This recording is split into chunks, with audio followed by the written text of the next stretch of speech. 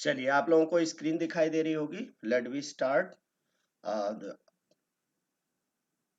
today's topic, that is condition of diffraction.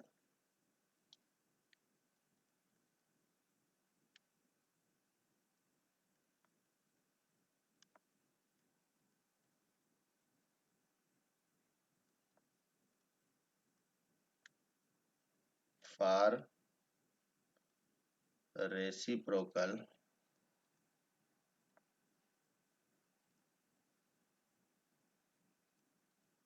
lattice, right? So we have to discuss the condition of diffraction for reciprocal lattice. देखिए, इसको ध्यान से इस diagram को आप लोग समझिएगा कि late us consider a crystal of any shape. अगर हमने इस तरीके किसी भी शेप का एक क्रिस्टल ले लिया और इस क्रिस्टल पे हम एक्सरे बीम को इंसिडेंट कराएंगे, ठीक है ना, आप वेवलेंथ लैम्डा। तो इसमें छोटा सा इस एक यूनिट सेल कंसीडर कर लीजिए। ये क्रिस्टल पूरा क्रिस्टल है, इस क्रिस्टल के अंदर let us consider a unit cell of this shape, ठीक है। और जब आप इंसिडेंट कराएंगे एक्सरे, लेट अस कंसीडर कि आपने इस डायरेक्शन से ऐसे एक्सरे को इंसिडेंट कराया और इसकी वेवलेंथ है लैम्डा, ठीक है। तो इसको आप एक दूसरा पॉइंट भी यहाँ पर कंसीडर करिए। Let us consider this is O point.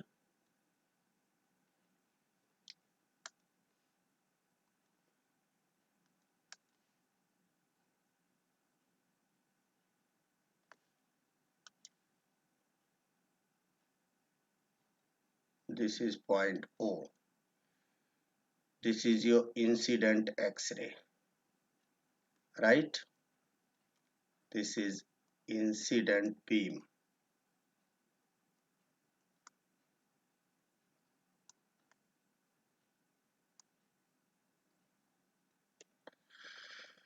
इसके बाद ये डिफ्रैक्ट होगी, स्कैटर्ड होगी, डिफ्रैक्ट होगी, ठीक है ना। डिफ्रैक्शन पैटर्न पढ़ रहे हैं तो आप इसे डिफ्रैक्ट बोलेंगे।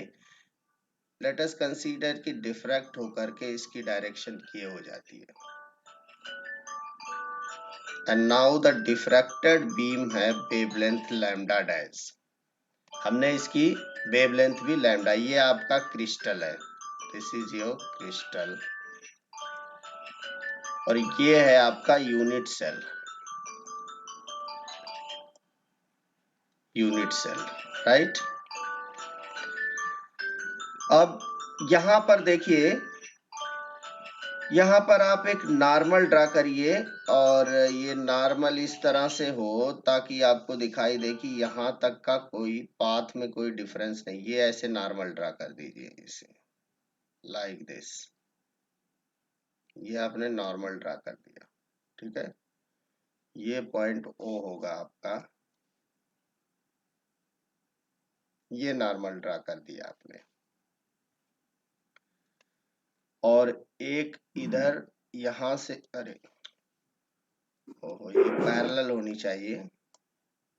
This ray must be parallel after diffraction. देखिए ये रे इधर से जाएगी, ये पैरेलल लाइक दिस। यहाँ भी आप ऐसे नॉर्मल ड्रा कर दीजिए इस पॉइंट पर, like this. This is normal, mean ये 90 डिग्री है। इस पॉइंट से इस पॉइंट को मिला दीजिए, इसको, ये ओ है, ये भी ट्रायंगल बनेगा। एक मिनट, इसको थोड़ा सा आप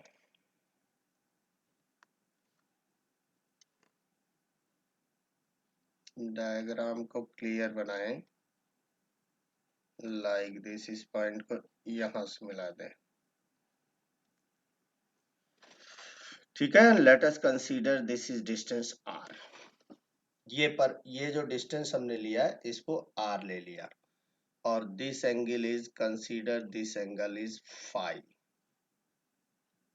ठीक है, ये भी नॉर्मल है, this is 90 degree, this is also 90 degree. Volume, ये स्मॉल जो यूनिट सेल लिया है आपने, लेट अस कंसीडर कि इसका वॉल्यूम dV है, राइट, और it is situated at point P। ये डायग्राम है आपका, ठीक है ना।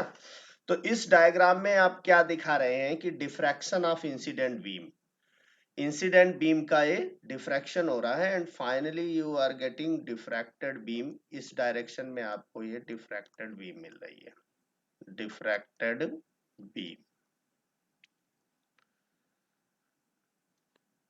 Diffracted beam along this direction. यहां से ये इंसिडेंट बीम हुई, ठीक है, इंसिडेंट बीम आई क्रिस्टल से, क्रिस्टल पर इंसिडेंट हुई, and after the incident diffraction will take place there, diffraction होगा वहां पर, और डिफ्रैक्शन के बाद मान लीजिए कि ये डायरेक्शन है आपकी डिफ्रैक्टेड बीम की, ठीक है।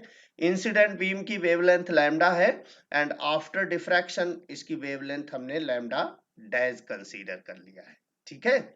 तो अब देखिए हम लोग क्या करेंगे, ये जो नॉर्मल मैंने ड्रा किया है, इस नॉर्मल को ड्रा करने के पीछे क्या रीजन है, क्योंकि देखिए ये जो नॉर्मल आपने ड्रा किया है, इस नॉर्मल से आगे इन दोनों रे के बीच में जो कि डिफ्रैक्टेड रे है, इसमें किसी तरह का कोई पाथ डिफरेंस नहीं है, ठीक है। और इस नॉर्मल से पहले ये दोनों जो बीम आपको दिखाई दे, दोनों रे जो दिखाई दे रही है इस बीम की, इधर भी कोई पाथ डिफरेंस नहीं है, मतलब यहाँ पाथ डिफरेंस यहाँ तक 0 है, लेकिन आफ्टर दैट इसके बाद पाथ डिफरेंस इंट्रोड्यूस हो रहा है।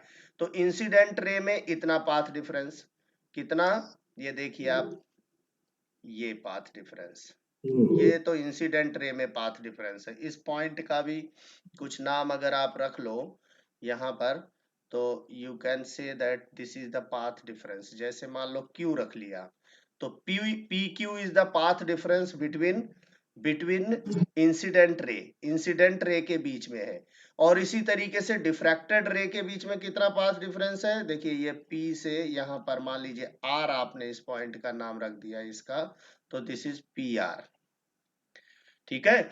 अब ये इसी पाथ डिफरेंस को in terms of phase difference, पहले path difference and then phase difference, ये हम लोगों को कैलकुलेट करना है। कैसे कैलकुलेट करोगे, तो path difference of incident wave, ये कैसे निकाला जाए, देखिए अब आप लिखेंगे the path difference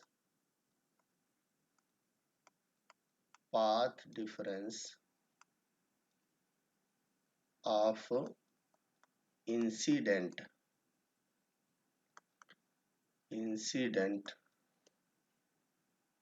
wave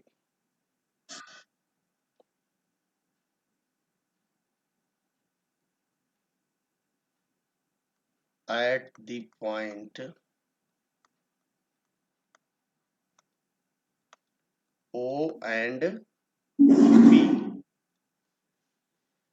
is कितना है, देखिए आपके डायग्राम में ये रे यहां से यहां तक जा रही है, ये रे यहां से यहां पहुंच जा रही है उतने ही टाइम में। तो इन दोनों के बीच में पाथ डिफरेंस जो है वो PQ है, ठीक है, क्योंकि यहां तक डिस्टेंस तो बराबर है, ये नॉर्मल है। तो PQ is the path difference. इस राइट एंगल ट्रायंगल में आप देखिए ये एंगल फाई है, दिस डिस्टेंस, ये डिस्टेंस क्या है, ये R है, आपने कंसीडर किया है इस PQ की वैल्यू, तो this PQ is perpendicular of this right angle triangle, तो PQ by R is equal to sine phi, so this is nothing but this is R sine phi. ये आप लोगों को दिख रहा होगा, this is R sine phi. इतने का इंसिडेंट वेव के अंदर पाथ डिफरेंस है, ठीक है ना।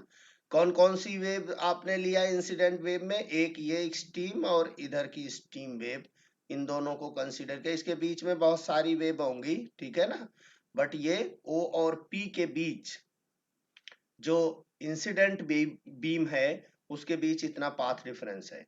अब अगर ये मैं इसको फेज डिफरेंस की टर्म्स में लिखूं, तो आप सभी लोग जानते हैं कि फेज डिफरेंस, ये फार्मूला बहुत इंपॉर्टेंट है, difference is equal to twice pi by lambda into path difference, it into path difference। ये ऑप्टिक्स से हम लोगों ने ये फार्मूला ले लिया है डायरेक्ट। एंड दिस, इसमें अब देखिए फेज डिफरेंस हो जाएगा, इंसिडेंट बीम का फेज डिफरेंस होगा, phase difference of incident wave, that is 2 pi by lambda into r sin phi, right. और 2 pi by lambda क्या होता है? 2 pi by lambda, 2 pi by lambda को हम लोग क्या बोलते हैं? वेव वेक्टर या प्रोपेगेशन वेक्टर, ठीक है ना, वेव वेक्टर या प्रोपेगेशन वेक्टर।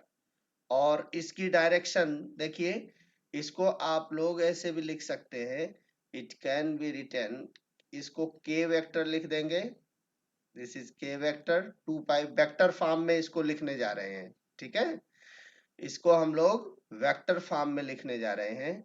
तो दिस विल बी के डॉट आर वेक्टर, ठीक है, के डॉट आर वेक्टर। क्यों के डॉट आर वेक्टर कैसे होगा? This is equation number 1। क्योंकि देखिए के की डायरेक्शन और आर की डायरेक्शन के बीच में जो एंगल के साथ डॉट प्रोडक्ट लोगे ना, तो ये वाला 90, this angle will B 90 minus five, this angle will B 90 minus five. जब 90 माइनस फाइव यहां लिखोगे तो ये कॉस हो जाएगा, ये होगा कॉस फाइव, और कॉस फाइव के साथ के और आर का डॉट प्रोडक्ट होता है, ठीक है ना। आप सोच रहे होंगे कि ये के और आर के साथ ये क्रॉस साइन फाइव है, तो इसको क्रॉस प्रोडक्ट क्यों नहीं लिखा गया? क्रॉस प्रोडक्ट इसलिए नहीं लिखा गया क्योंकि देखिए उनके दोनों वेक्टर के बीच में का एंगल लिया जाता है, ठीक है। अब ये आर की डायरेक्शन तो आपकी ये है और लैम्डा की डायरेक्शन ये है, तो इन दोनों के बीच में एंगल ये बन रहा है, यानी के और आर के बीच में जो एंगल बन रहा है वो फाई नहीं है इस डायग्राम से, that angle is actually 90 minus phi. तो जब 90 माइनस फाइव आप यहां रखोगे साइन के साथ, तो ये साइन कॉस फाइव बन जाएगा, और cos phi बनने पर k r cos phi is nothing that can be written k dot r, k vector dot r vector। ये समझ में आ गया होगा, ठीक है, सभी लोग समझ में आ गया?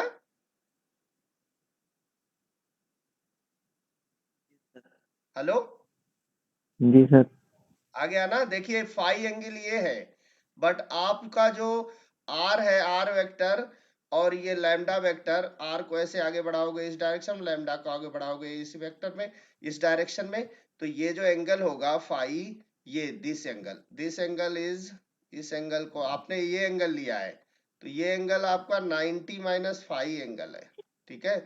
और जैसे ही इस एंगल को लोगे, this is angle between R vector and K vector, K vector का मतलब इस लैम्डा की डायरेक्शन से है, 2 पाई बाई लैम्डा की वही डायरेक्शन होगी जो के की डायरेक्शन होगी, दिस इज के, राइट। तो लैम्डा की डायरेक्शन के को डिसाइड करेगा, and this is your position vector r vector. So k और आर के बीच में एंगल ये वाला एंगल बन रहा है, that is 90 minus five. So this is equation number 1, ध्यान रखिएगा। इसी तरीके से अब हम लोग फेज डिफरेंस कैलकुलेट करेंगे ऑफ डिफ्रैक्टेड वेव का, मतलब पी आर और निकालना है हम लोगों को, ठीक है ना। जब आप पी आर निकालोगे तो देखिए अब यहां पर थोड़ा सा आपको ध्यान देने की जरूरत है कि अब ये जो एंगल है, देखिए ये एंगल, अगर आपने इस एंगल को फाई माना है यहाँ पर, तो ये एंगल इस तरह से होगा, दिस इज फाई, ठीक है। अब जब इसको आपने फाई लिया है, तो यहाँ पर डिफ्रैक्टेड रे के लिए इस एंगल को फाई लेने पर यहाँ पर इस एंगल की जो डायरेक्शन होगी, ये एंगल अगर आपने इस डायरेक्शन में मेजर किया एंटी क्लॉकवाइज, तो इस आर के डायरेक्शन से इस एंगल में ये angle will be opposite to this angle, इस एंगल के क्या होगा? अपोजिट होगा। ध्यान रखिएगा, ये अगर फाई है तो ये माइनस फाइव होगा, ठीक। जब ये माइनस फाइव होगा तो पाथ डिफरेंस, फेज डिफरेंस, उसी तरीके से फेज डिफरेंस अगर आप लिखें तो क्या लिखोगे, निगेटिव साइन के साथ लिखना होगा आपको। तो दिस विल बी सिमिलरली, ऐसे करके लिखेंगे आप, सिमिलरली द फेज डिफरेंस, पहले पाथ डिफरेंस, अब मैं डायरेक्ट फेज डिफरेंस लिख रहा हूं। Similarly the phase difference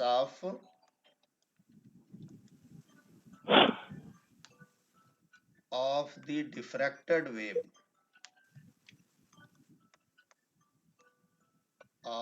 diffracted wave at the point O and P is, ठीक है। ये होगा आपका माइनस, माइनस क्यों, क्योंकि एंगल अपोजिट डायरेक्शन में, ट्वाइस पाई बाई लैम्डा की जगह लैम्डा डैश हो जाएगा r साइन फाई, बस केवल निगेटिव साइन हो जाएगा यहाँ पर,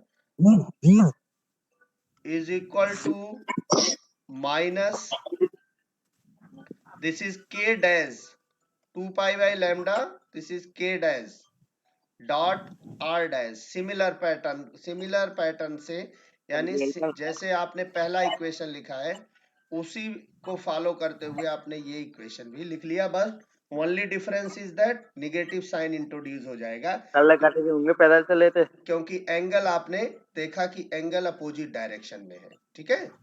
अब देखिए टोटल फेज डिफरेंस कितना हो जाएगा, दस the total phase difference,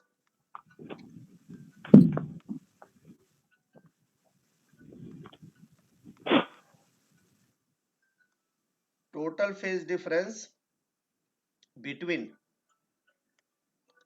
incident and diffracted wave, ये निकालना था आप लोगों को एक्चुअली। तो आपने अलग अलग करके पहले इंसिडेंट वेव का और फिर डिफ्रैक्टेड वेव का निकाल लिया अलग अलग, अब इसको टोटल कर देना, टोटल में सम, तो ये टोटल फेज डिफरेंस हो जाएगा, that will be equal to k vector dot r vector, ये किसका माइक ऑन है भाई, k dash vector dot r vector, ये हो गया। This can also be written like k vector minus k dash vector, common ले लिया ये r vector dot r vector, ठीक है। This can also be written like delta k vector dot r vector, यहां पर मैंने k माइनस k डैश को देखिए, ध्यान रखिएगा यहाँ पर, इसको अगर आपने माइनस किया है इट मीन्स डेल्टा के किसके बराबर है, delta K is nothing but this is k dash minus k, ये लिया आपने, ठीक है। दिस इज वेयर, इसको वेयर कर दीजिए। इसको हम अगर डायग्राम में बनाए तो देखिए डायग्राम से कैसे होगा कि अगर मैं इस डायरेक्शन को k डैश की डायरेक्शन ले लूं, late us consider this is the direction of k dash and this is the direction of k vector, ये, तो this will be the direction of delta k, ये वेक्टर आपका होगा delta के, कैसे देखिए ये समझ लीजिए,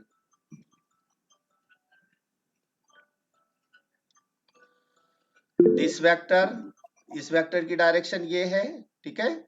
इस वेक्टर में k डैश वेक्टर में अगर माइनस k वेक्टर इसकी डायरेक्शन को अगर अपोजिट कर दें तो दिस वेक्टर इस डायरेक्शन में माइनस k होगा and plus this vector is equal to this vector, ध्यान रखिए this vector minus this vector r minus k plus k dash vector is equal to vector addition ला जब आप लगाएंगे तो डेल्टा k वेक्टर आपको ऐसे मिल जाएगा, ठीक है। The difference in propagation vector delta k is also, इसका नाम, इस वेक्टर का नाम स्कैटरिंग वेक्टर भी रखते हैं, ठीक है। This vector delta K is also known as, इसको ध्यान रखिएगा, this is known as scattering vector, ठीक है। अगर आपको ये नहीं पता कि डिफ्रैक्शन हो रहा है कि नहीं हो रहा तो स्कैटरिंग तो कह ही सकते हो, इसलिए this delta K is nothing but this is also known as scattering vector, ठीक है। अब डिफ्रैक्शन के लिए एक कंडीशन होती है कि for diffraction the condition is that scattering vector must be equal to reciprocal vector, ठीक है ना। ये कंडीशन होती है डिफ्रैक्शन की, ये पॉइंट आप हमेशा ध्यान रखिएगा।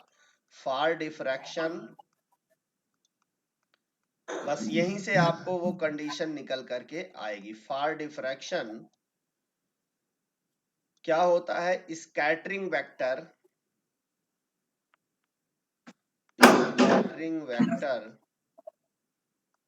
that is scattering vector that is delta k vector, ठीक है, must be equal to,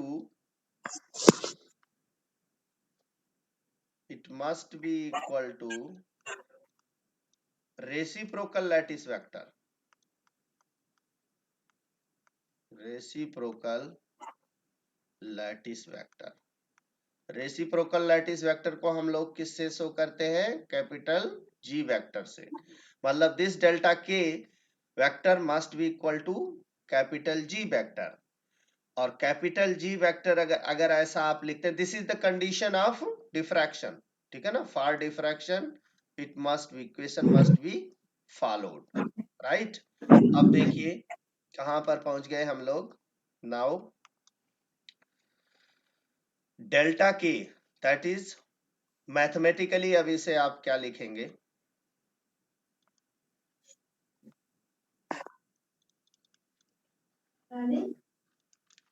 delta K vector is equal to delta g vector, sorry, g vector, right, or this can be written like this, delta k की value आपको क्या लिखेंगे, k dash vector minus k vector is equal to g vector, और k dash vector is equal to k plus k vector plus g vector, ठीक है।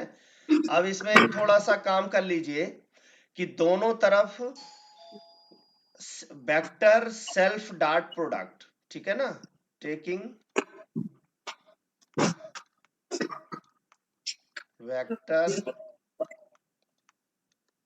Self dot product, इसका क्या मतलब होता है, इसका मतलब ये होता है कि k dash vector dot k dash vector and right hand side भी k plus g vector dot k plus g vector, ये आपने वेक्टर दोनों तरफ जितना मल्टीप्लीकेशन, देखिए लेफ्ट हैंड साइड में इस इक्वेशन के लेफ्ट हैंड साइड में जितने का मल्टीप्लीकेशन उतना ही आपने राइट हैंड साइड में कर दिया मैथमेटिकली, ठीक है। तो देखिए दिस इज डॉट प्रोडक्ट, इसका मतलब लेफ्ट हैंड साइड हो जाएगा K dash square, right hand side हो जाएगा K square plus G square plus twice of K vector dot G vector.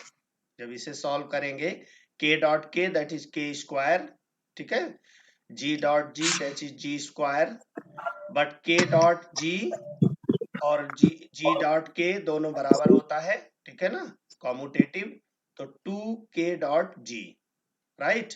अब यहां पर देखिए k is equal to 2 pi by lambda and k dash is equal to 2 pi by lambda dash.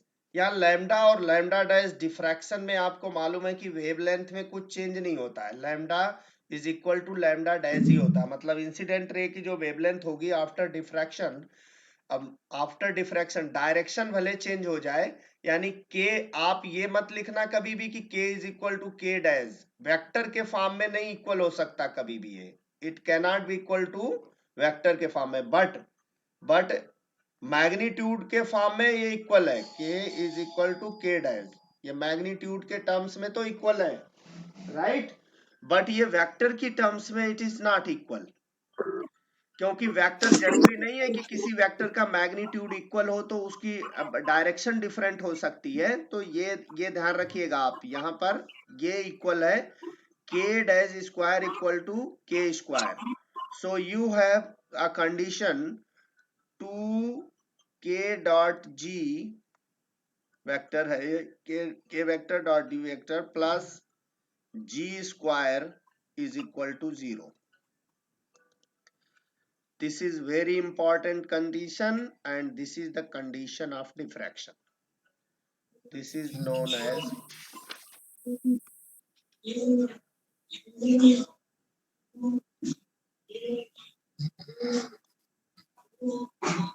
as condition of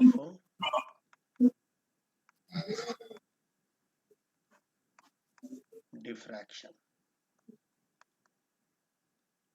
right? This is known as condition of diffraction. इसी को आप लोगों को basically show करना है, and this condition is very similar to the condition 2d sin theta is equal to n lambda. This is the condition for the diffraction. ये diffraction की condition है किसके लिए? For direct lattice. This is for direct lattice, और इसे Bragg's law भी बोलते हैं। And this is the condition, ये भी diffraction condition ही है, but this is for reciprocal lattice, right? Reciprocal lattice, reciprocal lattice basically आपने, क्रिस्टल तो आपका सेम ही हुआ ना, बस आपने क्या किया है, केवल उस लैटिस को, जो लैटिस प्लेन है, उस लैटिस प्लेन के, डायरेक्ट लैटिस के जो प्लेन है उस पर एक पॉइंट से नॉर्मल ड्रा करके आपने उसके एंड पॉइंट से लैटिस बनाया है, ठीक है ना।